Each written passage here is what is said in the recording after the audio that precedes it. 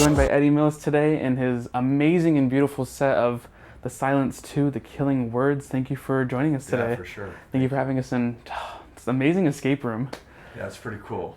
Can you tell us kind of the story of what got you into creating, first of all, this escape room, and then the first one, The Silence? Yeah, so I mean, originally, I had the idea, I liked writing scary stuff in college, and I decided I wanted to get into this industry. I was in a different industry originally, and it was odd, but like I had this feeling I needed to find an old hotel, and there was none really. And they're in Los Angeles, and I'm thinking like, what's close to Rancho Cucamonga?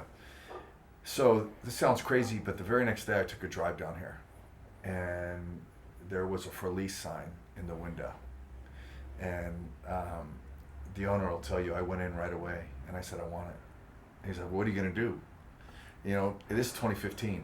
Right. So 2015, they didn't know what escape rooms were, right. or immersive experience. You say the word immersive, people still don't get it. So I told him a little bit about it, and he was still kind of hesitant, and then I just wrote a check, and that changes everything. Of course, right? money talks, right? Yeah. Yep. So I put money in his hand, and that's when the 2015 is when the 13th room started. It was so cool too because this hotel has such a backstory. Right. It was built in 1915. It's the Avis Hotel, and I think it came to Mayfair in 1934. Okay. So it's got like, you know, people say it's haunted. It's got a lot of fun stories to it. I mean, there's some people that have actually worked for me that were freaked out by some things that happen here. Right. So it has that story coming behind it. That We're just in a adds real on. hotel, Right. you know, and it's had real celebrities come visit. And it's, you know, it's got a story. Every hotel has a story, right? Just on the visitors, right, or who stayed in it. Exactly. So. For sure. So we're talking about escape rooms. What got you in, first of all, into that industry? Because I know you said earlier that you didn't really start off in it, but yeah, kind of grew into it. I think we went and played one, Carla and we went to play one, and I liked it, and it was something that I thought, wow, I love this, because I always felt there was a missing niche or something for like guys like myself or girls like herself or other people that we can go out and have this adventure that's real life, right, like almost being like a movie, and that's where it started. So I want to do this, but it's funny because my heart was never totally into the whole escape room style. Like I've never wanted to really do signs after like I've escaped, or I really didn't want to have time limits, because I've played some rooms that have time limits, and to me it feels like a money grab. I get it, we have to have time limits, but when you're talking about giving somebody a real adventure, I think you need at least an hour, and that's why like The Silence 2 is 90 to 100 minutes, and the next one will be, you know, somewhere along that line too. But yeah, I want more immersion. I want more. You know, when you go to Silence 1, as you know, nobody's having you sign a waiver. There's nobody greeting you at the beginning. I think that's really important. And for me, that's what's in my heart. So moving the company forward, we're going to do a lot more immersive things. And the puzzles are great. You always want some puzzles, but you want to have that experience that you're talking about 2 or 3 days later. I think that's what's important. Right. So you're saying a word that I really like, and I think it's it's a catchy word now, especially today in the industry of escape rooms, immersion. Can you kind of tell our audience what is immersion, right? What would the definition be, and then what does it mean to you, and how you've incorporated it into your escape rooms? Well, I think immersion is anything that you're immersed into, a real world environment. For me, in the sake of this, you walk up to the hotel, there's a door, and then you might meet one of the characters that's in the story, and it starts right when you get there. And for some people it starts with a phone call or an email, so you're in a real scenario. Even when we're talking about immersion at this level, this is a real hotel, right? So you can't fake it. You know, a lot of times we try to suspend that we're walking into escape room facility, and then we go through a door, and then all of a sudden we're in Sherwood Forest, and there's Robin Hood or something like Right. that, which is cool. I'm into it, but I'm not. Like now, I want to do things where we're outdoor, indoor. If, like I told you earlier before we started filming, if it's raining, then we'll have umbrellas. Yeah. But I want you to feel like you're in the movie. Yeah. And I think that's what's really important. Yeah. So immersion for me is just like living real life. Yeah. You know, what would happen? What would happen right now if Right. you and I got a call and we had to go somewhere and do something? Right.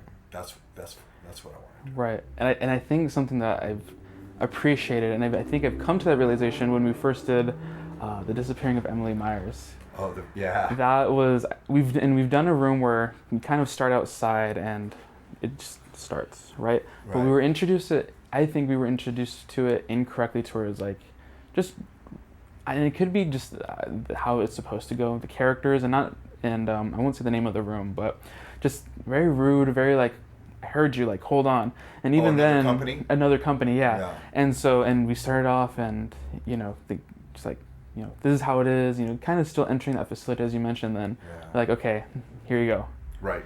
and then not until we did the disappearing of Emily Myers, we're like oh, like I think we started, guys. Like I think this is it. Yeah. And we were just completely infatuated by it and just mesmerized of how intricate it was introduced to like, okay, this is how it's starting. This is what we're going to do. Yeah. Here you go. Do you know that room? I have to bring it back because the Achilles heel for our company has always been we hire engineers, different engineers. Some are great, some are not, and we had a lot of tech issues going into that room. The vision was there, the writing was down. Right. I don't know if you know this, but every time you picked up, there were 4 items that Emily left behind, and every time you picked them up, she would talk to you. Right. And the hard part was getting the escape room crowd to come and play this and just stop for a minute and listen to the story unfold. Listen to what Emily was saying. Right. So we tried all type of things like dimming the lights and doing a spotlight. So you would focus on what she's telling you because she's telling you what happened along her journey. That was one thing. And, looking back at it now, every day I've become better. Right. I've become a better writer, designer, creator. Looking back at the vanishing of Emily Myers now, I'm like, wow, this is going to come back. And when I bring it back, it's going to be on a grand scale. Right. Because I thought the room had so much potential. There's also we had some proprietary style software written for that room. I won't let the cat out of the bag yet, but we're going to reintroduce it, which would be really, really great for something like that. So I want to bring that room back, but I want to bring it back the way it was written completely and envisioned in my mind. And doing so, it's a grander scale. Right. And I need the right tech people. And I think I have them now. Right. So. Right. And so in a time now where it's, I don't know about, I would say easier to promote a new room, right? Because obviously we have TikTok, YouTube, Instagram, Facebook.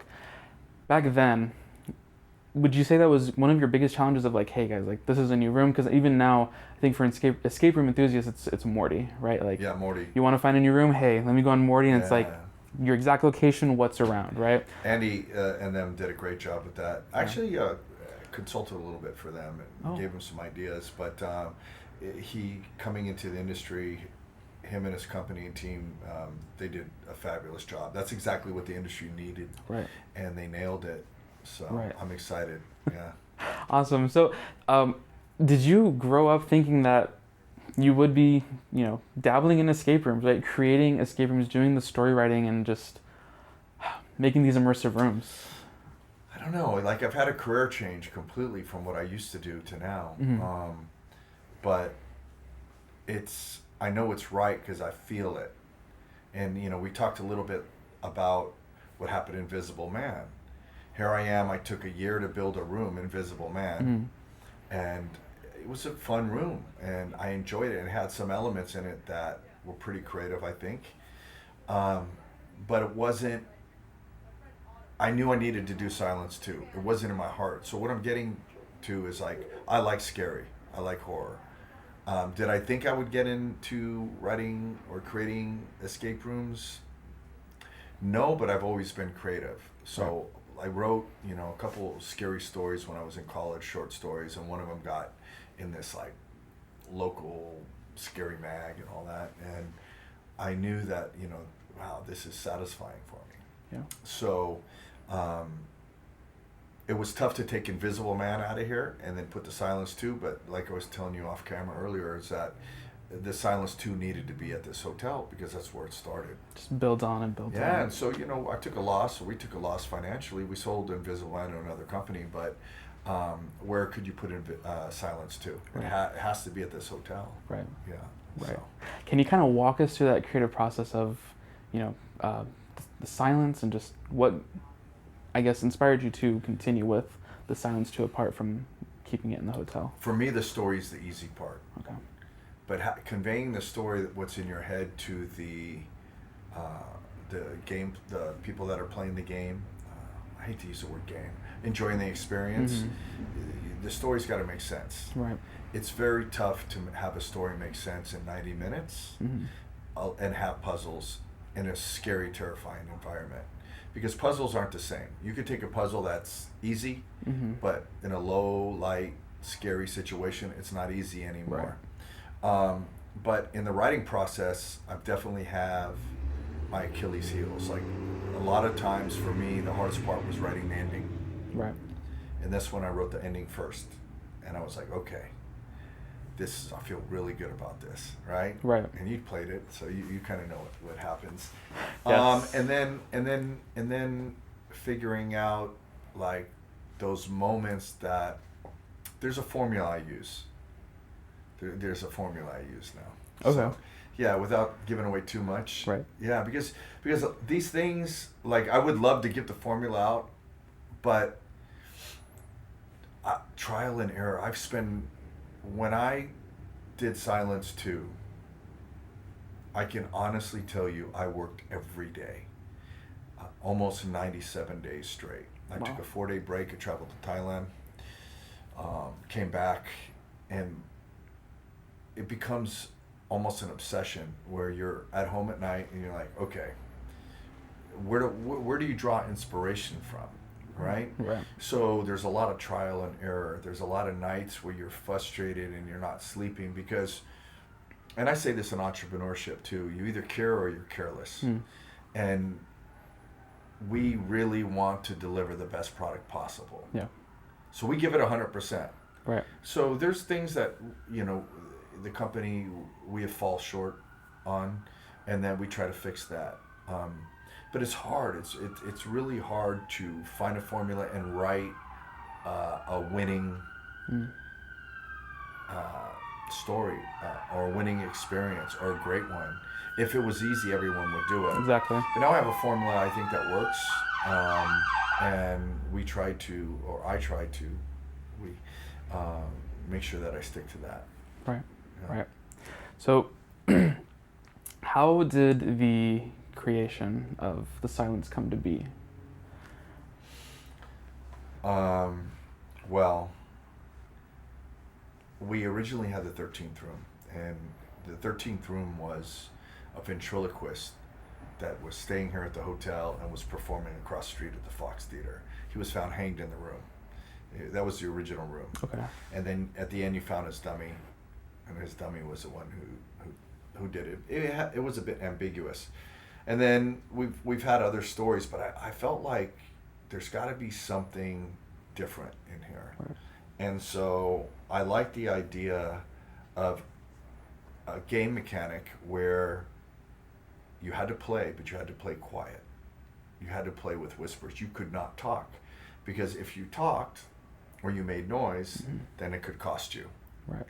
So that was the first thing that popped up in my head, and then from there I created the story with the doctor, and the rest was history. And then I really wanted an elevator, so we built an elevator, and I went to a couple of different companies. I found the right company that could do the mechanics of the elevator going up and down, and that happened.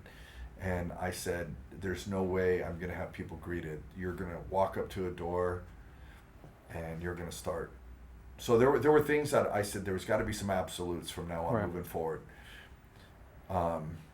And this isn't in the case of the rooms that we co-own in Rancho Cucamonga, Breaking Point, because that's different. Right. There's partners in that. Everybody has a say-so. Right. The 13th room, you will not be going into a lobby. Your adventure's going to start, if you have a 10 o'clock booking, Right. your adventure's going to start right when you walk up. Right. Right. So, Yeah, it's definitely something, again, just that definitely makes the experience different. It makes it unique and more immersive. right. In all reality, just more immersive of, Right. okay, we're doing it, guys. This is it. I'm curious to see who's like going to start changing and doing that as well. There's some great companies out there. Yeah. I think though for us, that's especially with the new one, Is This a Day We Die? This is going to be super immersive as well. And then we're just going to keep going in that direction. For sure. Would you say that there's a difference between an escape room and immersive theater, right? I think in today's, for the escape rooms at least, they're moving towards that immersive theater, right? And so do you think that's going to be kind of the new, I guess, norm for escape rooms, or do you think that will kind of be specified to just certain creators? I said this before, the genre escape room, first of all, the name escape room's tough. Mm-hmm. Like, that name cost us a lot of time and money, and a lot of my friends out there that own escape rooms, a company, you go to a city and say, I want to build an escape room. They think automatically you're locked in a room.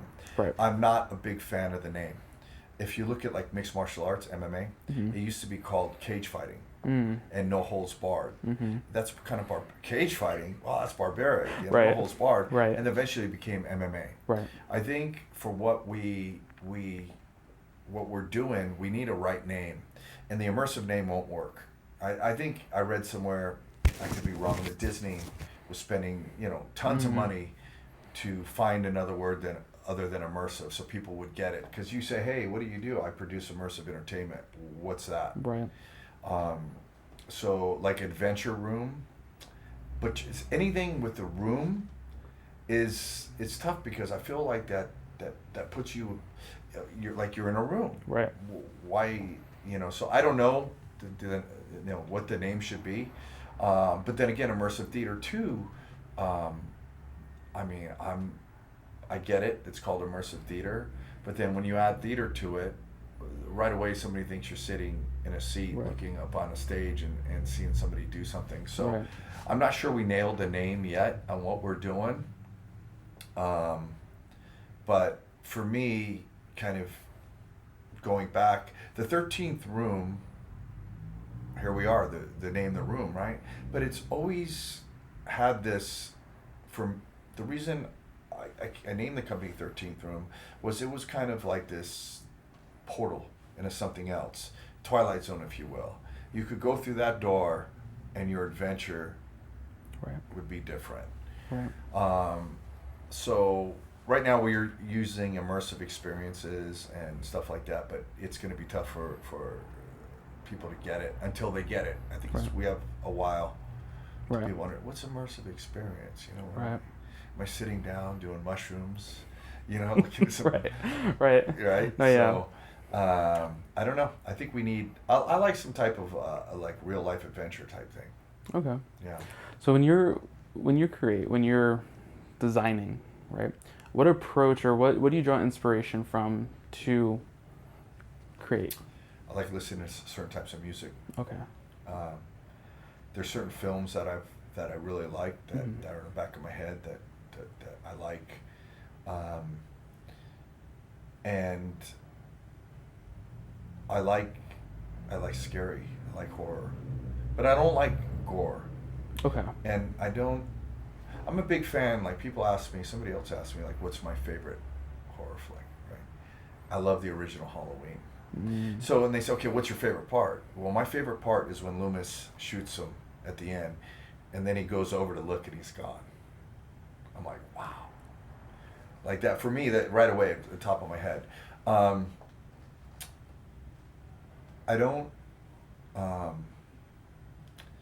we also kind of want to stay away from like some of the, like I like the Friday the 13th, Mm-hmm. the Halloween. I like those. Some of it's campy, but I like that. Yeah, I don't know. I like scary. Yeah. Yeah, I've liked it since I was a kid. My dad used to play little practical jokes on me, and I think one time he took us to Not Scary Farm before it was really big and put me on the back of this car that I drove, and a werewolf got on the back and put his hand on my shoulder, and I screamed, and I hear my dad laughing, Right. Right. that type of thing. So, and my mom used to dress us up when we were early. Like, I remember I was Dracula, my brother was a Wolfman, my other brother I think was Frankenstein. 7 years old, so it was kind of cool. Right. And then watching the old horror flicks, Yeah. I've always dug it. Yeah. So yeah, That's awesome. that's why everything's kind of inspired Right. by that. Right. I know you mentioned earlier that you draw inspiration from music, right? And I know we were talking about before that you kind of write your own music as well, right? For your rooms and even just for other. Well, I'm starting to, yeah, Right. yeah. I'm still a beginner in a lot of ways of that. When a friend of mine, Charles, wrote Dracula, I did the lyrics. He wrote like almost all the music. I would have melodies in my head, Right. but only basic. I've only got like a year of piano and a couple years of guitar, and I have like a year and a half, 2 years of music theory. But I'm fascinated with that too, because I think a lot of times you create something, and I know for when I write a room, I have music in my head, but I'm not able to compose it. So I'm starting I to got learn you. that. Yeah. Because I want to be able to have that music fit the story. Right. And then the characters, that's a whole nother thing. Right. Being able to direct the characters and actors and have them do what you want. Right. Because they all have their own idea too. Right. And with Silence 2, I know we're kind of going a different path here, but I told the actors you have freedom in here, in this little area here. But this is, you can't go past Right. this, you can't go past that. Right. And that's where the immersion is really great, because that gives the players that interact with the characters, that gives them a chance to explore different things. Yeah. Right? I Yeah. mean, we have people that come in and they sit there and they Yep. don't interact with the characters, and Right. you kind of doing yourself a disservice. Right. We encourage that, right? And I think because it's so new, the immersive style of what we're doing, the escape rooms, is that a lot of the players coming into it, they don't know to interact, Right. right? Right. And I think that's something that's got to be learned, Right. right? Like you take a new player that's done a basic escape room the first time, they're like, okay, well, I didn't know what ciphers were. Right. Or I didn't know we would have 60 minutes only. Right. And so once they play it once or twice, they get to know. So I Right. think after people come and play the Silence 2, they will have an idea of what's in store with, is this the day we die? Right. Right. Right? Yeah. That's awesome. And So we can push it. I want to come back to that, but how then important would you say, especially being someone that is creating the music and beginning to continue creating music, is it to an escape room, right? Or to an immersive experience? Because we've been to rooms where, hey, the music isn't great, but it's blaring, it's there, and it adds to the fear factor of, okay, I can't think, can't communicate with my partners, but hey, it's there. As opposed to some where it's, the music is the whole part of the escape room or immersive experience, right? Where it's like, okay, no, you really need to listen to, hey, what's going on and how does the nuances or, dynamics of the music affect what's going on around you? Yeah, I mean, there's still a lot I have to learn. But if you take back like even a theater show, right? A theater show has a director, Right. has a lighting Right. person, Right. has a sound person, Right. has a stage person, has a props, and Yeah. so when you're creating escape room, first you got to do lighting. Well, most of us, or I think I have some experience, right, in college and theater, but just lighting itself is a trade in itself. Right. And you got these lighting guys that are just absolutely phenomenal, Right. So you got lighting guys that can create this atmosphere that's out of this. Lighting's everything. Right. Even as we sit here right now, Right. it looks pretty good, but if we put the house lights on, it's like, okay. Right. Lighting is everything. Right. But then what is lighting without sound? Right. Because the sound brings out that emotion. The Yeah. sound can put you in a state of absolute shock or fear. Right. but sound can also make you happy, the right sound, Yeah. right? So you add the lighting element, and then you add the sound element, and then you add the the ambiance of the room, the decor. Mm-hmm.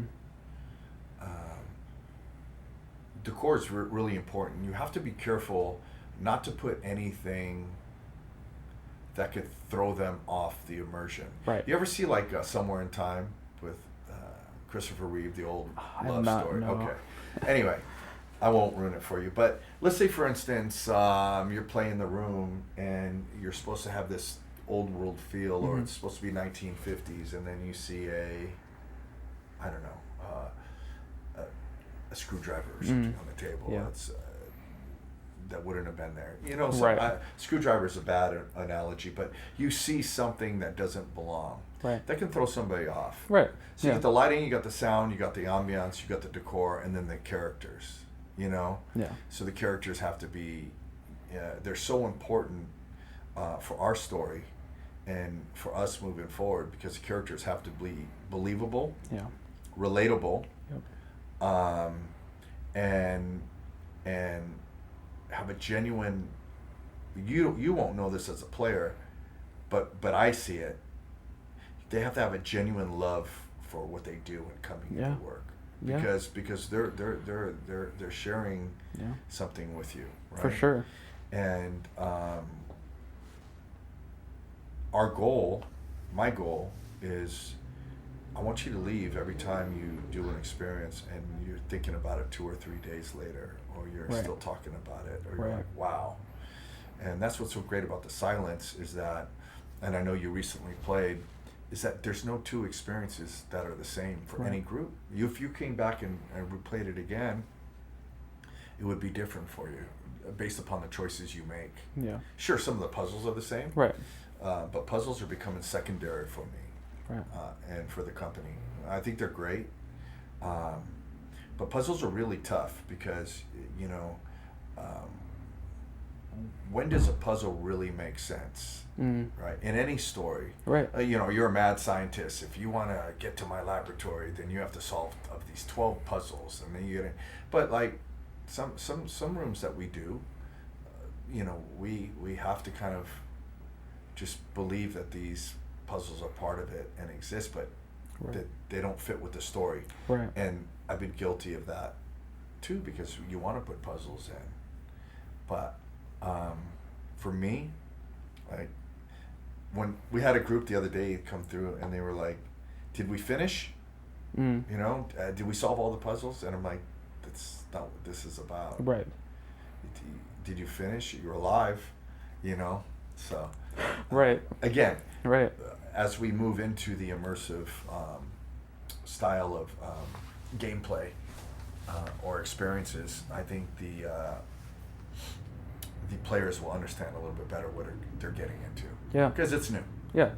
And there's something that you mentioned that I really appreciate that you mentioned, that it really makes a difference. It really does. And my wife and I have noticed this, that when we're playing a room, when we're experiencing a room, that the characters, just especially ones that purposely add characters, it really makes a difference of, hey, do they love what they do, right? Because there's that line of, okay, this is work, I'm here, I'm just gonna push them through, and it ruins it, right? Yes, it does. And so playing your room recently and interacting with your characters really brings that appreciation of, hey, like, you can tell that, you know, they're enjoying what they're doing. Right. Them just getting into character and playing along with whatever, you know, shenanigans we do in the room as we're experiencing it, or they're just the nuances that they add is like, wow, it really adds on to it. And you mentioned earlier that just, right, it's not just the okay, what puzzles or what is the character saying, or, you know, but again, that decor, that lighting, and how those are each characters of their own, right? Yeah. And just the thought and the process that goes into, okay, how can I make this fit in, right? And it goes back to what you said of, okay, it's not just a puzzle that's thrown in there, right? This is purposeful, right? And my wife and I have been to rooms to where it's like, okay, just feels like this is thrown in, like, I think the correct term is red herrings, right? It's just there to kind of throw you off of, okay, this is here, but it doesn't really play any integral part into the story. Right. And one of the things that we definitely appreciate about your rooms is that everything plays a part. Everything is cohesive and just blends together to create this atmosphere. I appreciate And that. so that's what we strive for. Yeah. It's not easy. I mean, even as we sit here right now, I'm sitting we're in the lobby of the Silence 2 of the hotel, and I'm already on 2.0. Like there's Right. going to be some rewrites. There's going to Right. Could I not spend the time to rewrite things? Could I just say, okay, no? But the room itself evolves. Yeah. Um, you know, a lot of owners, they throw out this word beta test. Mm. I get it. You have to beta test. But for a room really to mature and fall in its own, you need to have it played hundreds of times. You Right. need to step back. Like if you're painting something, you know, when I like to paint, and then I think I'm done with it, I step back from it for Yeah. 2 weeks, 3 weeks. I don't even look at it. I put Yeah. it somewhere else. Then I take it back out and I see it differently. Right. And I'm like, okay, and then you could finish it. The same with this thing. When you're creating something, or at least for me, and I talk to my friend Howard a lot. He's a musician, and he writes. And when he's writing his songs, you know, I think he needs a break too. And so we collaborate a little bit, or we talk about the creation, the creative process. Right. It's tough, Right. because you think you have it, and then you don't. Yeah. Right. So you have to kind of step back a little bit. Yeah. And then, so I think the Silence 2 is still evolving. Mm-hmm. I think the characters are still evolving. And then what you want to do is you want to get it to a point where, this is the other thing. We had one group, I was working the group, when everything just, it was like a symphony. Mm-hmm. Everything worked perfectly. And I'm not talking about work perfectly in the sense of the tech was broken. Right. I'm just saying the characters interacted with the characters. Everybody interacted. Right. And then everything just flowed. And there were other decisions that were made. And at the ending, it was phenomenal. Right. How do you get that every time? And replicate You it. want to Yeah. have a ratio Mm-hmm. of, all right, our ratio is I want 97, I know it's a tough one, I want 97% of the groups that come through to just have this amazing experience. I mean, I really want 100%, but it's tough. Like, Right. we had a lady that quit, walked out, and she had a small argument with her husband, and ruined it for the rest of the group. We've had other people bring players in here that really didn't play, Yeah.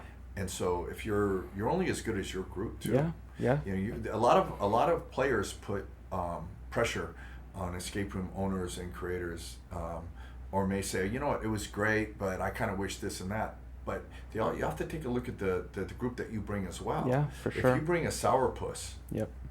and, oh, you know, I really don't play this, or what I see a lot of is when we do corporate groups, you'll have that one person or second person that is intimidated and not knowing how to solve a puzzle. Mm-hmm. May not be the sharpest, so then becomes unwilling to participate. Right. And then you got a sour grape in your bunch, and then the experience isn't as good. Yeah. And then at the end, you know, or the person that knows everything. Right. Right. Mm-hmm. So I always encourage people, and I encourage everyone out there, is that if you're going to start playing these newer adventures, and you want to have the best time, bring a group that you're going to have the best time with. Yeah. You know, like I went and played my friend's room, David, Zoe, the new Zoe. Yep. And I'm sure they knew, you know, here comes Eddie from 13th room. And next thing you know, I was missing my shoes. They were shocking the shit out of me. Yeah. And all of that. And I enjoyed every minute of it. Right. And I didn't care. I just played along. And there was definitely no ego or no, okay, I know I can kind of solve this puzzle. Because puzzles that I thought I knew right offhand, I let my staff or the other people that were with me play. Right. I step back and enjoy it. Yeah.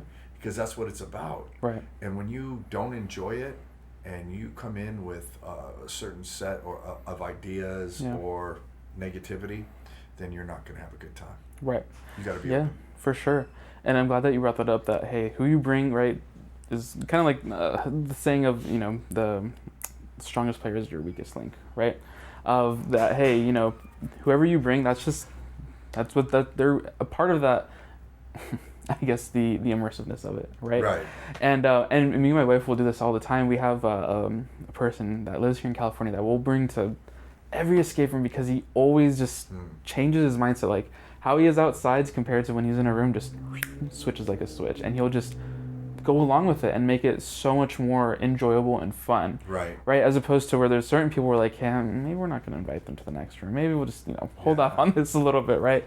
Or if we know that we're trying to do a room where it has like, multiple puzzles, like, hey, we need people with brains, like, let's bring them along. Absolutely. And I think that it's something that you don't really think about, especially I think in the beginning, right? I think my wife and I are in like 130 rooms, and definitely in the beginning, you're like, let's just do it. Let's bring whoever wants to go. And now it's like, no, strategically, like, who can we truly enjoy this with, right? Who can truly will get immersed in it with us? Yeah, it's like a hidden. Yeah, I get it. It's like a hidden. I did the same thing when I played the Willows. I'm like, who can I bring with me that's gonna have a good time? Right. And that's tough. That's the other thing that's tough for. I gotta say, on a personal level, that's really tough for me in the dating life. Because if I'm with someone and she doesn't like escape rooms or immersiveness or Halloween Horror Nights or Universal, that is a big red flag. Well, not even a red flag, because we can like what we like, right? But I want to be able to go and enjoy that with someone too, and we talk to each other, and that's what's always tough for me, because especially like I said in dating world, what do you do? Oh, I create this. What do you do? Oh, do you like scary? Not really. Right. So because Halloween for me is the greatest time of the year. Right.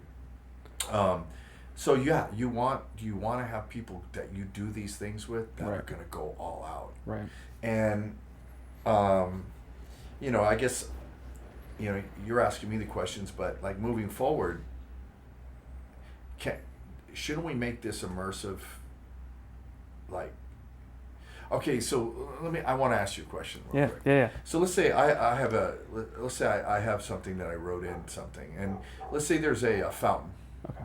And there's a key in the middle of the fountain. You got to get it. Okay. So to get into that fountain, you're going to have to walk in that fountain. You're going to have to take your shoes off, socks off, roll your pants up, and do it. Right. Is that something too much to ask a player? I would think no. I think if in reality there was a key there. Right. We had to get it. Somebody threw the key in there. Right. We take our shoes off and yeah. So what are the limits? Of course, safety's number one, always, for our guests. It has to be that way. Yeah. Safe environment, fun environment. But we should also take them to a place maybe they have never been before. Right. And whether it's happy, sad, wherever, you want to take them somewhere. So I think immersion. It's going to be interesting to see what we can do with it. Right. And to a point where, how do you convey that to somebody, even ahead of time, the players, if you're booking something? Right. Oh, you may get rained on. Right. You may get wet. You say you get wet. No one really wants to do that. Right. So I think down the road, there needs to be a group that the owners we know that, hey, they really want to do some really cool, they'll play this. Right. But you need to make your adventure so the general public can do it as well. So it's tough as a business. Right. Just drawing that line of how committed will our guests, right, really be to get out of their comfort level, right? Even going back to that with the fountain, like, hey, do I really want to go to a room with wet socks, or hey, or taking everything off and having to go in and get the key, or hey, you know what, I don't mind. Yeah, let's do it. Let's jump in. I'll go swimming if you want me to, if it completes, for whatever. Right. And so something that I've noticed with some rooms is that they'll kind of create different, I guess, levels, and usually it's for like the scare factor of, hey, you want it super intense, or you're being chased with a chainsaw or a taser or whatever, like, hey, like, you just want them to kind of be speed walking towards you, right? And so do you think that's something that maybe you'll incorporate, or even more rooms will kind of incorporate, okay, this is for like those, maybe the beginners, right? And to intermediate, to just expert? Like, hey, you're We going to be did committed? with this one. On the Right. website, up until yesterday, you had 2 modes. You had regular and midnight mode. Okay. And you could dial in which mode. And I just got rid of it. Because there shouldn't be 2 modes. This is what it is. Right. And this is how it's going to be. Right. And that's it. I get it as a game mechanic, having I can play 2 modes. Yeah. But I also feel like it dilutes the experience now. I did offer that. And you want the scarier mode or whatever, but shouldn't it be the same for everyone? Right. Right. Because then if it's, I want to play the non-scary mode, then you're not being true to yourself as a creator. If the story and everything's scary and what you created is this, then just leave it like that. Right. And then if you really don't like scary, then maybe choose one of our other experiences somewhere else, or play one of our friends' rooms, you know. Right. But I know I want to go to scary. Right. And then we have a different style of scary. Like I right now, I'm not big on people, no one's touching you really. Or we don't do anything too crazy that way. It's what you see and hear. Right. And so as a creator, how do you draw that line of, I know what my line as a creator is. I know how far I'm willing to go or what I want to integrate into what it is that I'm creating. And so how do you draw that line of, okay, how can I push it to where I'm comfortable, where I want it, but where others can still, I don't want to say appreciate it, but just enjoy, just experience it? I have an answer to that, because there's some experiences that I've played, and I'm not going to name them, but the actor was at this one particular time was being very aggressive with me and was pushing it unnecessarily. It was ego. I didn't feel like it was genuine. Right. I started saying to myself, you would never do this in a real life situation, because I'd make you pay for it. Right. Me. That is the biggest issue I find in the scare world or the haunt or whatever, is that, okay, like, I don't know if this is kind of this question you asked me, but like you have this extreme haunt. Okay. So you have an extreme haunt, and then you sign all these waivers and everything, and they tell you, okay, but you can't do this. But we can do this, and that. Yep. But that's not true. Like, brother, you tie me up, I'm going to start to untie myself. Yeah. And if it's just me, you in the room, and I really had to get out of this situation, it's on and cracking. Yeah. That's real life, right? Right, yeah. So you put all these rules, but then you don't follow the same rules. Right. So I think that, if I tap your knee or I tap your shoulder, that to me is okay in communicating, right? But I think that if we're asking the players to follow a certain set of rules, then It should be mutual. it should be mutual. Yeah. And that's the way I approach everything. It should be mutual. Right. Right? Like, Right. okay, you're asking to tie me up. Yeah. Can I tie you up? Right. Right? Right. So I see all these things like, you can't do this, this, and that. And for me, that takes away from the actual, I get it. We're supposed to step back and say, oh, yeah, it's okay for this person to do this, this, and that. And you go in with that open mind. But I think there's some experiences out there that push that envelope too far. Yeah. And then bad casting choices make it harder. Yeah. That's the thing I see. Bad casting choices. You get the wrong person in the wrong role, and it's ego. Yeah.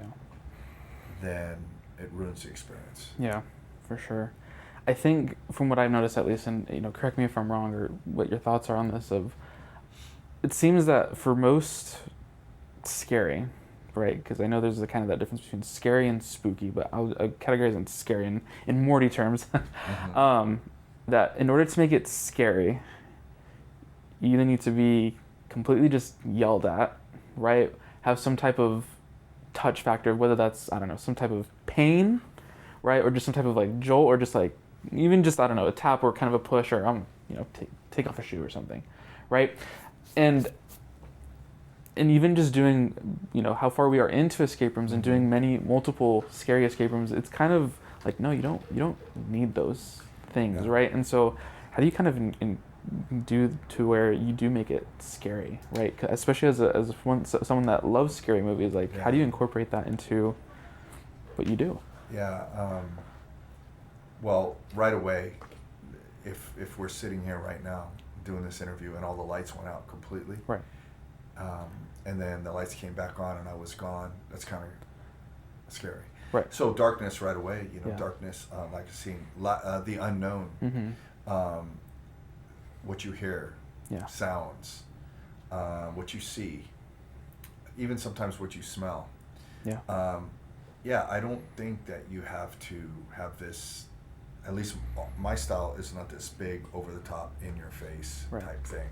I mean, yeah, you got the doctor, and but if you're quiet, then Yeah. maybe there's no doctor.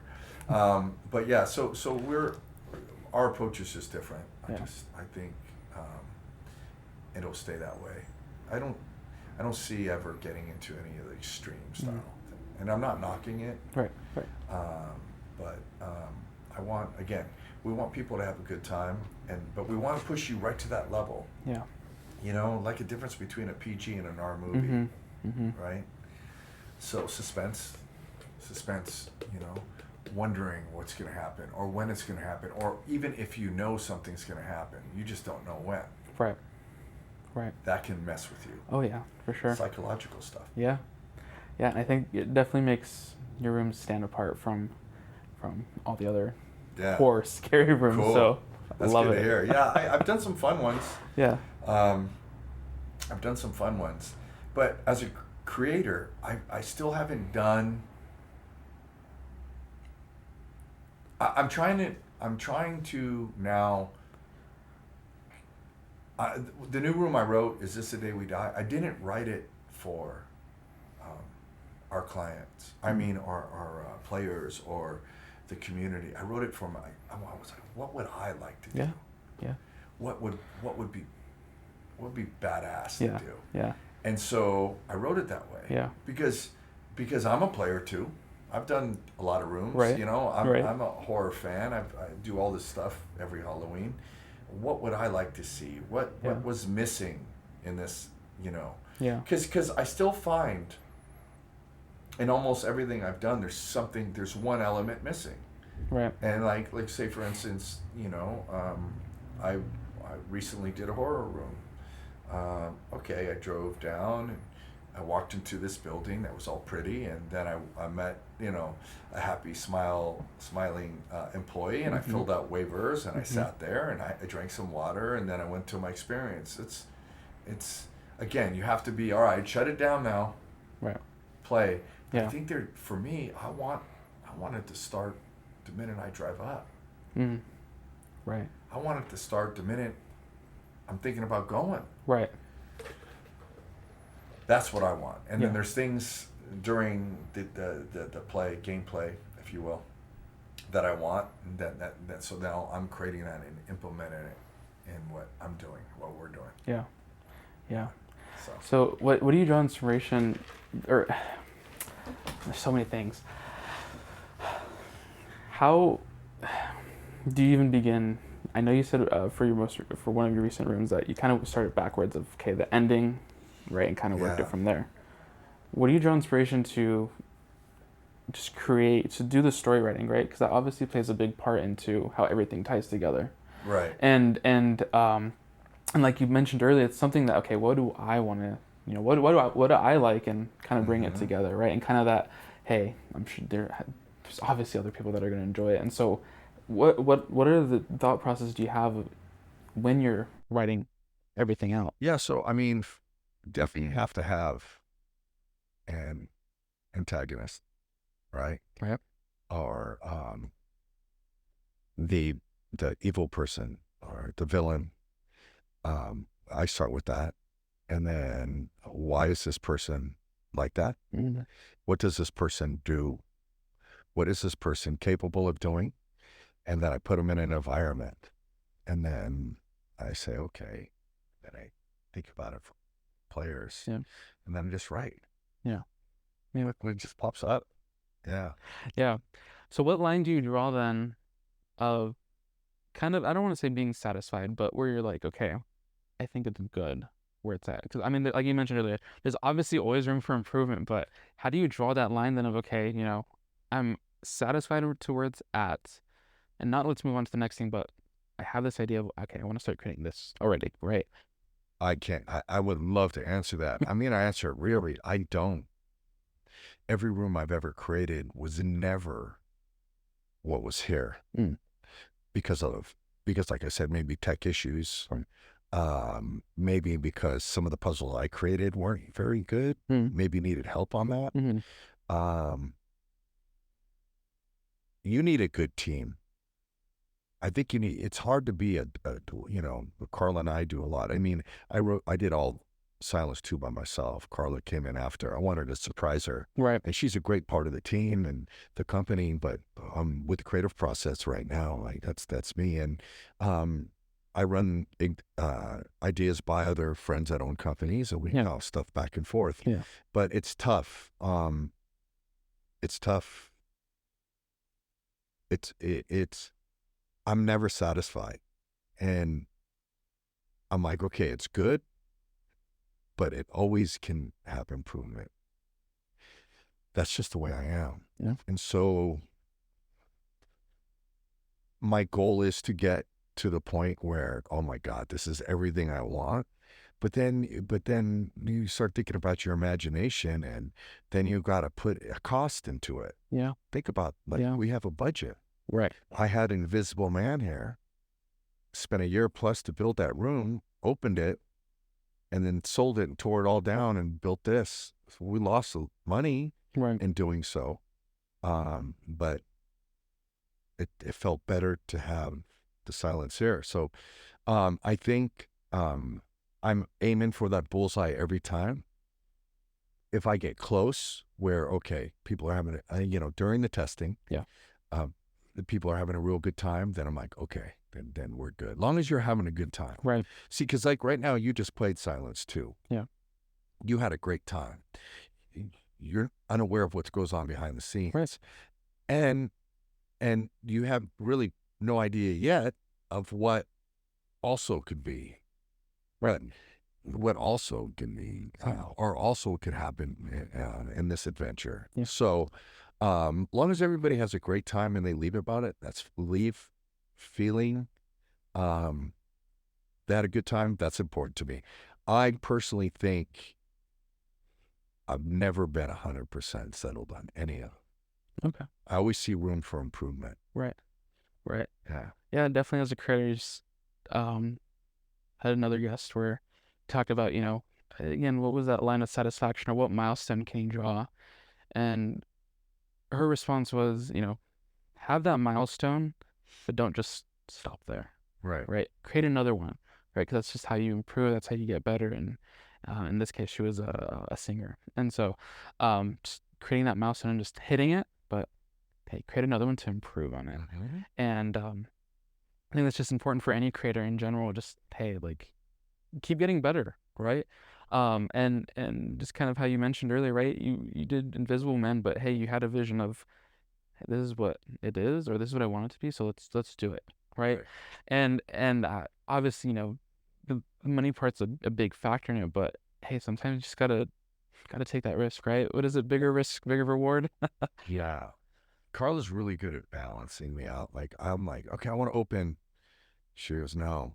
Because I used to open too early and then scramble and try to make it right. And she's like, just don't. But then again, I did that with Invisible Man, and I couldn't figure out certain things in Invisible Man. And I let months and months go by without having anything left to write with. Right.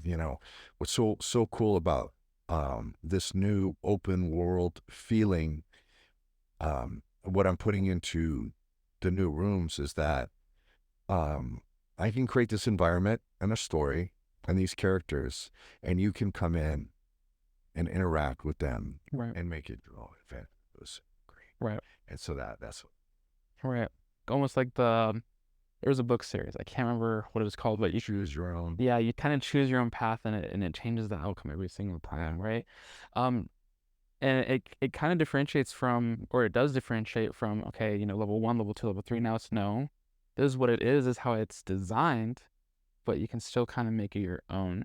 Do you think that's kind of the way that um escape rooms should go, or do you think that it should just be unique to kind of each place? I think there's like different flavors and different styles. Yeah. So owners, first of all, just entrepreneur, talking as an entrepreneur, and I speak on entrepreneurship Yeah. too, and I'm on the board of directors for a leadership conference. But I say, like, first and foremost, you have to do something that you have a passion for. Yeah. But you also have to do it right. Yeah. So you can't just throw up. I see so many people that were getting into the escape room business thinking they're going to make a lot of money Hmm. and would just come up with this product that was awful. Right. It's okay to have an awful product because you just don't know. Right. But if you give it 100% and you're trying to do and deliver, and what that means by is like, if you don't know something, learn it or hire someone that can help you. If you don't know puzzles, I get so many people that come to me and say, "Oh, we want to start a room." I said, Right. "What's your budget?" Well, this and that. I said, "Okay, well, I can consult for you, but they don't want to spend the money." Right. So what do you if you're in it just to try to make some money, Yeah. it's going to be your doom. Because we survived through COVID. Yeah. Carla, she has her own career, and I have other things that I do to make money as well. And we didn't take any money from the company. That's why the company stayed alive. Right.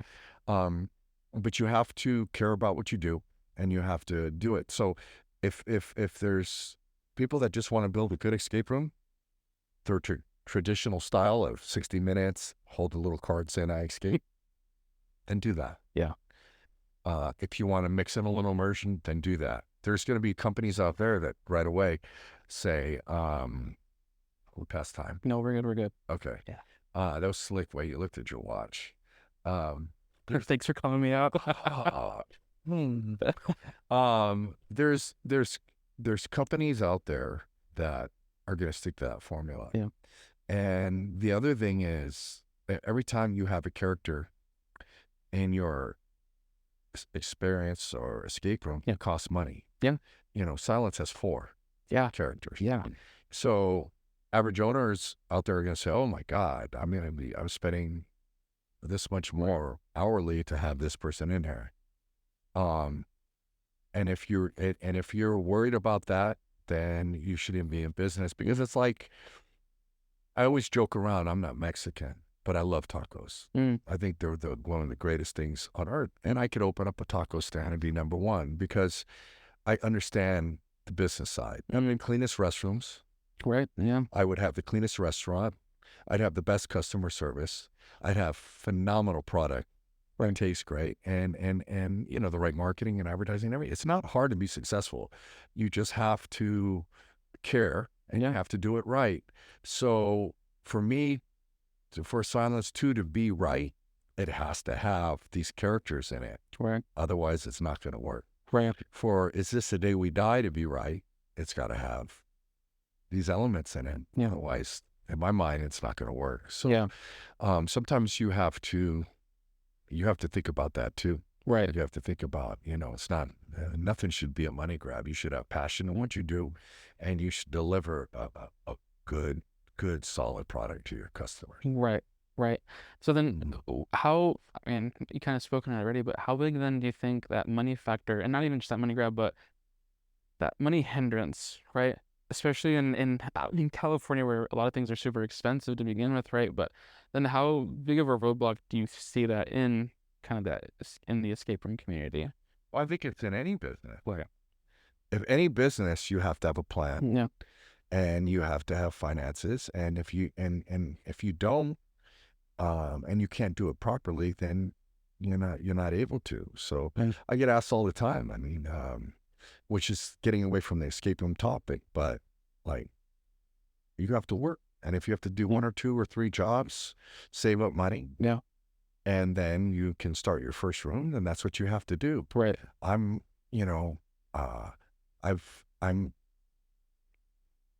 I'll leave it at that. I was going to, yeah, I would say that, do it yourself. Raise your own money, do it yourself. Right. And be creative, because then it's all you. It's tough having partners. Yeah. Carla's great. We've always been great. She's got great ideas and everything, but in some instances, having partnerships or partners are really hard because everybody has their creative ideas, Right. and everybody thinks they're right, and that's where it becomes really bad, because then for some it's an ego. Right. I just want to have my say so, and I want to do it this way, and not realizing you have zero creative talent. Right. You probably shouldn't really be having your way, but Right.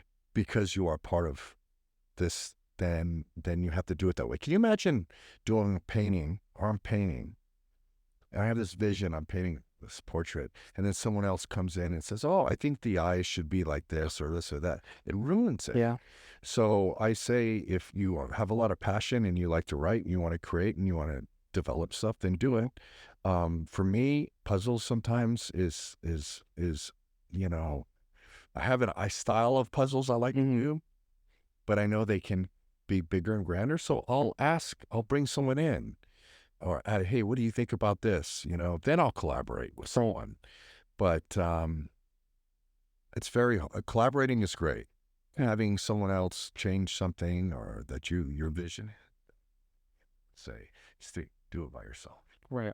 And I think as a creator, it's kind of hard to draw that line of, okay, this is what I'm seeing, and for me, it's I don't know how to necessarily get to there, and so I'll ask someone for, hey, like, what's your approach on this, and they're like, you know what, no, scratch what you're doing completely, but it's like, okay, it was kind of working. I was just asking for this little part, and it's kind of coming and just sweep in front of your feet, and like, no, It's ego. do it this way. And so it's kind of hard to be like, well, I understand they asked you for help, but like, and then it's that, okay, do I want to keep that relationship with that person if I just completely ignore them and like, you know what, never mind, like, I'm not going to try your method.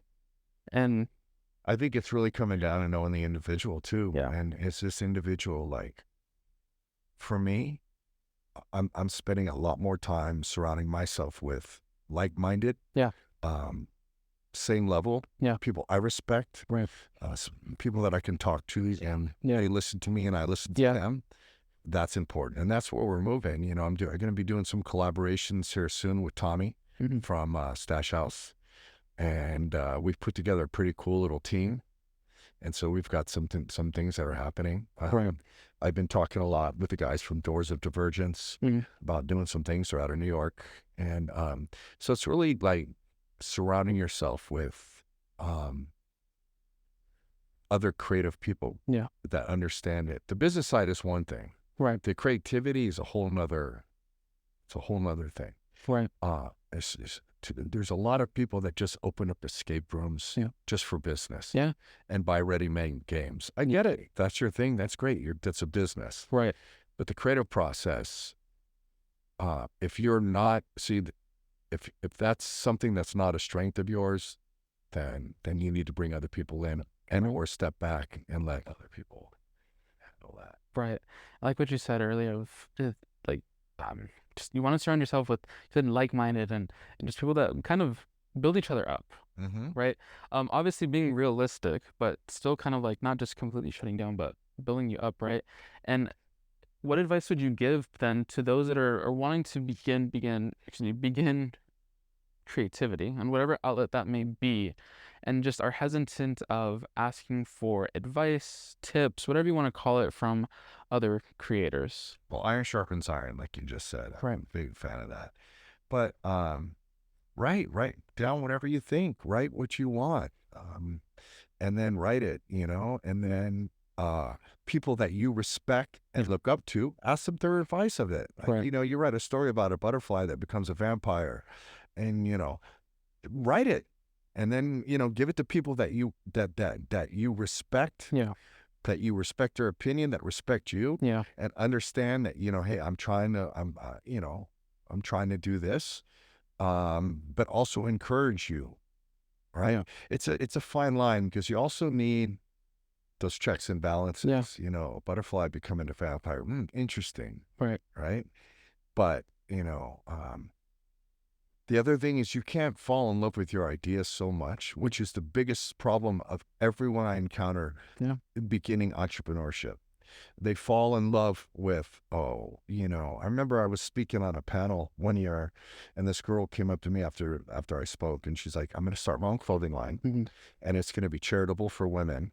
And then I'm going to have this concert, a charity concert at this place, and I'm going to have, she named a couple artists that were going to come.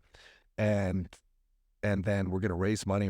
She really believed all of it in her head.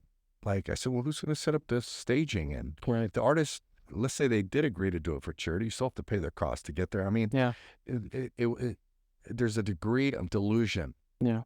and you have all this, like, these grand ideas, but don't even know the first step. Right. I call it cracking the egg, right? If you can read all these omelet recipes, you got to learn how to crack an egg. Yeah. Put it in a bowl, and start there. So, my thing is surrounding myself with good people, and then the people that in the industry that matter, for me, that I collaborate with, I respect them, and I respect what they have done, and their opinions matter. Right. And they tell me usually, yeah, that's interesting. What about this? Why don't you try this? Or why don't you try that? You know, Right. You should never tell someone, oh, this is awful. Right. Hey, butterfly to a vampire, I kind of like it, but what about maybe try this? Right. So, yeah. Yeah. Yeah, for sure. And it's hard, right? Especially as a creator. And something that I'm finding with other people that I talk to is that they have that idea and they're so passionate about it that they won't, I guess, listen to others.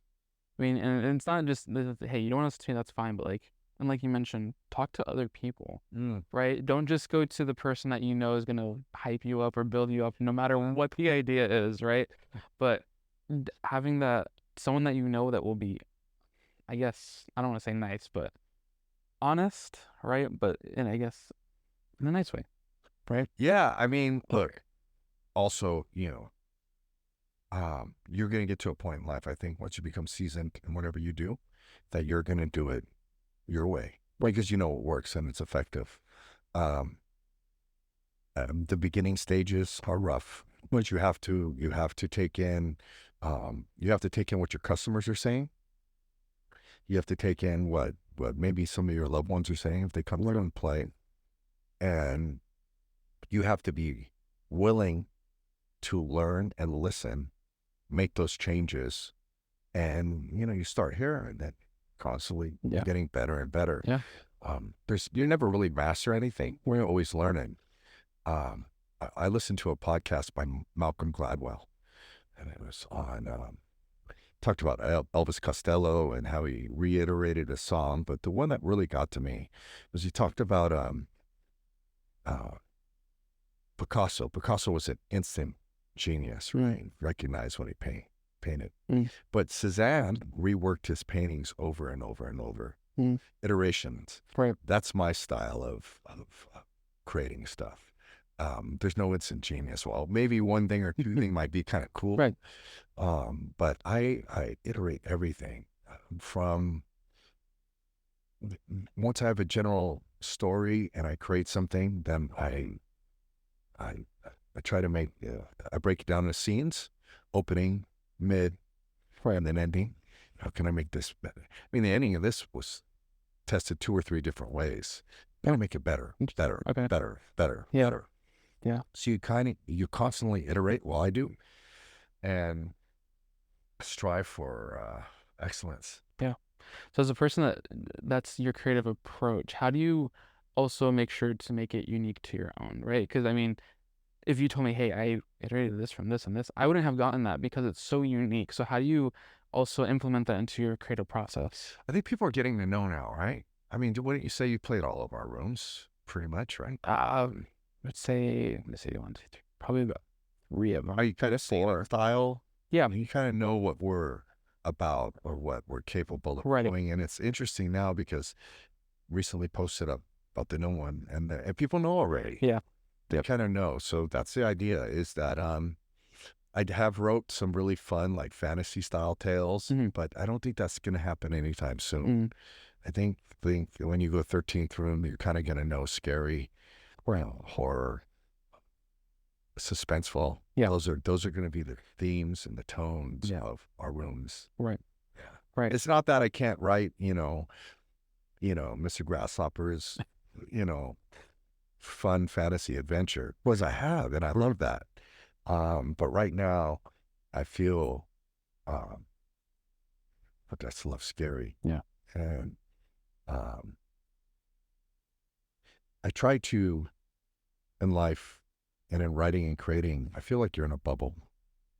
And once you get through that bubble, you get to a bigger one. You continue to expand. Yeah. The 13th room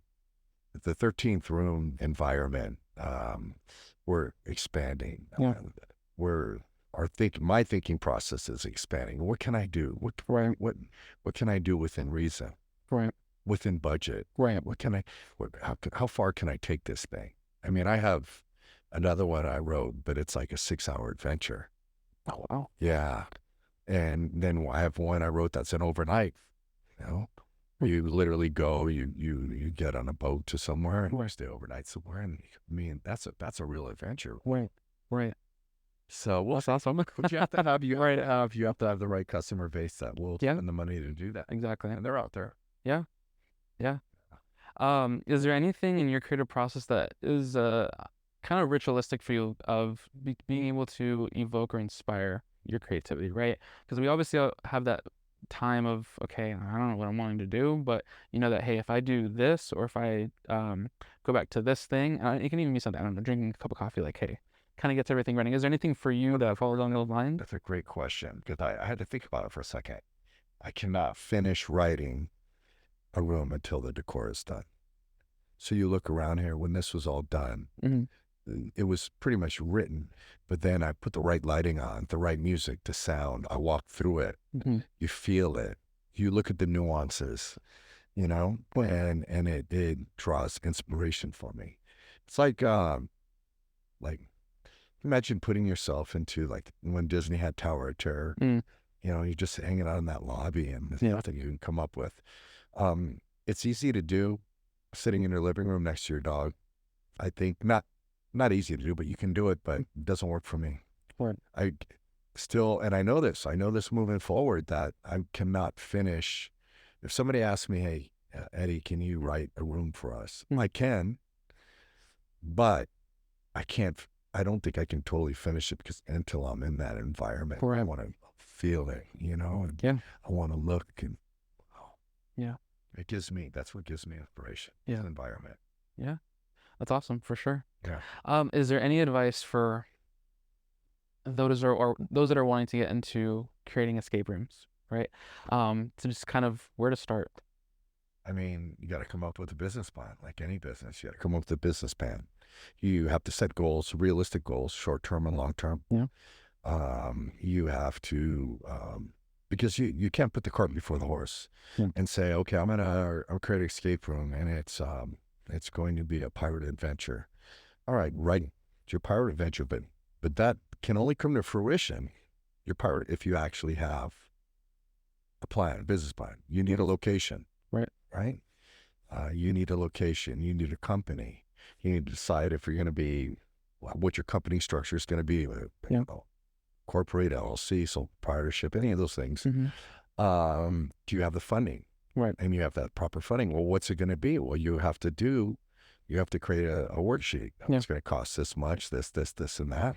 So once you have that, once you have the location and you work out with the city and you get that, then you can start. Then you have to find contractors that are going to build. Yeah. Then you have to look at building the code. I mean, there's a lot that goes into it. Yeah. Yeah. And then once you get all that clear, you have, if you're doing, Johnny One Eye's pirate adventure, do you have somebody that can help you create it? Do you have the technical skills? Right. There's tons of stuff I don't know. Right. I Google it. Yeah. Or I make mistakes. That's the iteration. Yeah. I did it this way. Hey, Eddie, why don't you try this? I found that this works better. Okay, let me try that. Right. I'm looking at a mistake right now. I just caught my eye in here, and I have to fix. Right. The lights are on. Wow. Anyway, um, so be realistic. You have to be realistic of anything that you're going to do too, and it really comes down to budget. Yeah.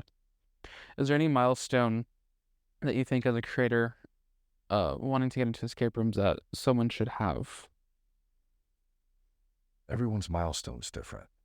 I know mine is different. Mm. Um, but I would say the general milestone would be I am going to create an enjoyable, safe experience for my customer base. Right.